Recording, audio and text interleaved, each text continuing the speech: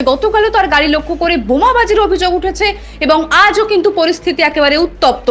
সূত্রের খবর, আজ ভাঙড় 2 নম্বর পঞ্চায়েত সমিতি, সেখানে তিনি বর্তমানে পঞ্চায়েত সমিতির সভাপতি এবং সেখানে তার নিজের দপ্তরে তিনি তার কাজে যান। তবে তারপর থেকেই কিন্তু সেখানে আইএসএফ কর্মীদের একটা তুমুল বাকবিতণ্ডা শুরু হয় এবং আরাবুল ইসলামের বিরুদ্ধে তারা কিন্তু ক্রমশই তার বিরুদ্ধে স্লোগান দিতে থাকেন এবং সবশেষে পরিস্থিতি যখন হাতের বাইরে চলে যাচ্ছিল তখন পুলিশের অনুরোধে এবং আইএসএফ কর্মীদের চাপে আরাবুল ইসলামকে কিন্তু বাধ্য হয়ে বেরিয়ে আসতে হয় ভাঙড় 2 নম্বর পঞ্চায়েত সমিতি থেকে। এবং তিনি যখন পঞ্চায়েত সমিতি থেকে বেরিয়ে তিনি গাড়িতে ওঠেন এবং সেই সময়তেই অভিযোগ যেমনটা উঠছে, তার গাড়ি লক্ষ্য করে পাথর ছোড়া হয় এবং সেই সঙ্গে তার গাড়ি ধাওয়া করে তাকে উদ্দেশ্য করে চোর চোর স্লোগানও কিন্তু দেওয়া হতে থাকে। আপনাদেরকে আরো একবার জানিয়ে রাখি যে ফের আরাবুল ইসলামের উপরে হামলার একটা অভিযোগ উঠছে, তার গাড়ি লক্ষ্য করে পাথর ছোড়ার অভিযোগ এবং সেই সঙ্গে তাকে উদ্দেশ্য করে চোর চোর স্লোগান দেওয়া হয়। ইতিমধ্যে আপনারা জানেন যে আইএসএফ ছেড়েছেন আরাবুল ইসলাম এবং তারপর থেকেই কিন্তু তার রাজনৈতিক ভবিষ্যৎ নিয়ে একটা জোর জল্পনা চলছে।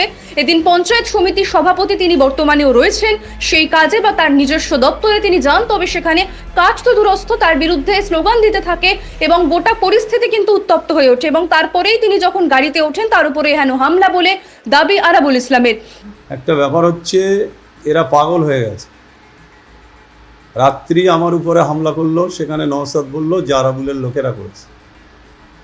আর আজকে যারা করেছে এরা কি নওশাদের ছেলে না নওশাদের বাবারা? এরা আজকে যারা আমার গাড়ির উপরে হামলা করলো এরা কারা? পুরো জঙ্গি প্রশিক্ষণ দেওয়া হচ্ছে নওশাদ সিদ্দিকীর নেতৃত্বে। ভাঙড়ে জঙ্গিদের প্রশিক্ষণ হচ্ছে। আমি মাননীয় মুখ্যমন্ত্রীর কাছে আবেদন করব যে গত কৌশিকার দিন আমার উপরে বোম, গুলি, ইট, পাটকেল ছোড়া হয়েছে, গাড়ি ভাঙচুর হয়েছে, আমি অল্পের জন্য বেঁচে গিয়েছি। আজকে হাইকোর্টের নির্দেশে আমি যথারীতি বিডিও অফিসে গিয়েছি। তারপরে বিভিন্ন জায়গায়, শুধু এক জায়গার লোক না, ক্যানিং, পূর্ব ক্যানিং, ভাঙড়, বিভিন্ন জায়গা থেকে লোক এনে একেবারে নওশাদের শেখানো বুলি এখানে এনে আমার উপরে অ্যাটাক করা হয়েছে। আজকেও আমার গাড়ি ভাঙচুর করা হয়েছে। আমি প্রশাসনের কাছে বলবো যে এই জঙ্গলের রাজ চলতে থাকবে না এখানে প্রশাসনিক রাজ চলবে। আমি মাননীয় মুখ্যমন্ত্রীর কাছে আবেদন করব যে ভাঙড়টা জঙ্গি প্রশিক্ষণ হচ্ছে, দয়া করে মুখ্যমন্ত্রীর কাছে আমার আবেদন, আপনি ভাঙড়টা দেখুন। যে কোনো সময় বিরোধী রাজনৈতিক দল এখানে খুন হতে পারে, যে কোনো সময়। তাই এই পরপর 2 দিন আমার উপরে অ্যাটাক হলো। প্রশাসনের আমি দোষ দেবো না, প্রশাসন পাচ্ছে না সব কিছু করতে, তাদের কন্ট্রোলের বাইরে চলে যাচ্ছে। পুলিশের অফিসারদের ঘাড়ের উপর দিয়ে ইট ছুঁড়ছে, অফিসার নীরব দর্শকের মতন দাঁড়িয়ে আছে। কি করবে? তাদের নিজেদের নিরাপত্তা নেই, আমাদের কি নিরাপত্তা দেবে? তাই আমি অনুরোধ করব মুখ্যমন্ত্রীর কাছে যে অবিলম্বে ভাঙড়টাকে এই জঙ্গল রাজ মুক্ত করতে হবে। এই অত্যাচার, এই যে একটা অসহায় মানুষ, এখানে কোনো রকম বিচার নেই, কিছু নেই। ও যা বলছে সেখানকার কিছু বাইরের লোকেরা এসে এখানে একটা সরকারি প্রশাসনিক ভবন, বিডিও অফিস, সেখানে ভিড় করে লোক ঢুকে যাচ্ছে।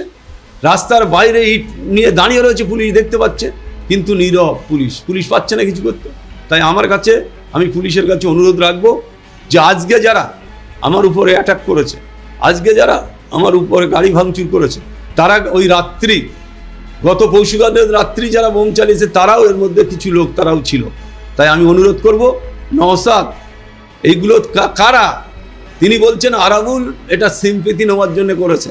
আজকে তোমার বাবারা সিম্পিতি নিচ্ছে, এটা তোমার বাবারা আমার উপরে লাঠি চালাচ্ছে, গুলি চালাচ্ছে, বোম মারছে, ইট ছুঁড়ছে, তোমার বাবা এগুলো জেনে কথা বলা উচিত। গালে জীব না, আল্লাহ ওই পীর করে টুপি মাথা দিয়ে থেকে কোনো লাভ নেই।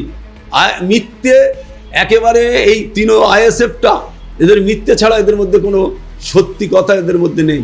তাই আমি মনে করি, আমি মুখ্যমন্ত্রীর কাছে আমার আবেদন যে আপনি অবিলম্বে ভাঙড়টাকে আপনি উদ্ধার করুন।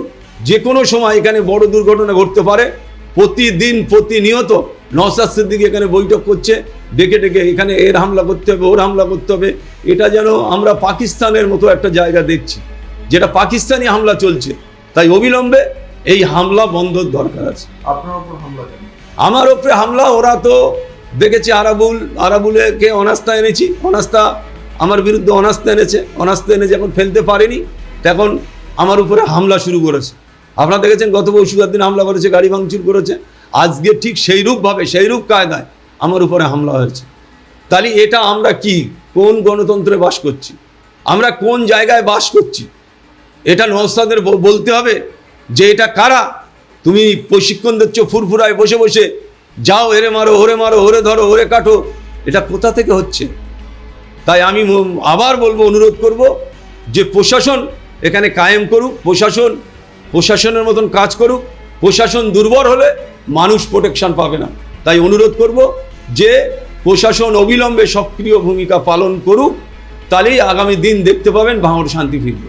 এবং এই ঘটনাকে কেন্দ্র করে তীব্র উত্তেজনা ছড়ায় ভাঙড় 2 নম্বর পঞ্চায়েত সমিতি চত্বরে।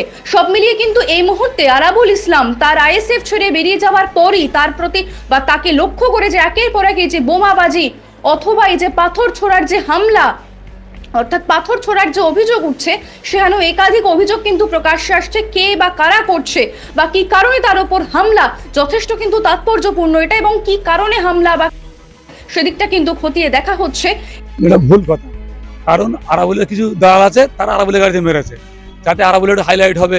ও তো এখন ও তো পাততলায় মাটি ওর আর নেই, এখন ওর কাজ হলো হাইলাইট হবে, হাইলাইট হওয়ার জন্য এটাই করছে। কিন্তু ওর আজকে আমাদের দল ছাড়লো, ওর টিএমসি দল জয়েন করে, যে দল করে ও করুক, আমাদের কোনো আপত্তি নেই। কিন্তু ও যে পঞ্চায়েত সমিতির সভাপতি, তো আমরা তো এখানে 29 জন মেম্বার এখন আছি, একজন আমাদের মারা গেছে। তাহলে যদি সব মানে ব্লকের সভাপতি হয়, তাহলে তো আমাদের সাথে কোনো আলোচনা কোনদিন করবে? ও ওর মতন চলে, আমরা আমাদের মতন চলি। উনি আজকে যে এসেছিল, মানে লোক দেখাতে এসেছিল, উনি একটা হাইলাইট হবে, ওনার লোক ওনার গাড়ি কাছে পিট মেরেছে। ও উনি ওনার লোক পার্সোনাল লোক আনছে, উনি যাতে উনি হাইলাইট হবে। উনি এখন মানে ওনার তো আর কেউ নেই, এভাবে যদি মানে এইভাবে হাইলাইট হয়ে যদি কিছু করা যায়। না, পুলিশ ঠিক ছিল, পুলিশ আছে, পুলিশ সহযোগিতা করছে, পুলিশের কাজ পুলিশ করবেই তো, ওদিকে কোনো চিন্তা নেই। পুলিশের কাজ করছে, ঠিক করছে। না না না না, ও ছাড়লে ও কে? ও দল ছেড়লো কি না ছাড়লো আমাদের যায় আসে না, এখন আমার ওর জন্য আমাদের কোনো মাথা ব্যথা নেই। ও দল ছেড়লো কি করলো আমাদের কোনো যায় আসে না, ওর জন্য। আমার শরীফুল লস্কর, পঞ্চায়েত সমিতির মেম্বার। এবং আগামীতে আরাবুল ইসলাম তার রাজনৈতিক ভবিষ্যৎ কি হয় সেদিকে নজর রইল আমাদের। যুব শক্তি বাংলা, নির্ভীক, নির্ণায়ক।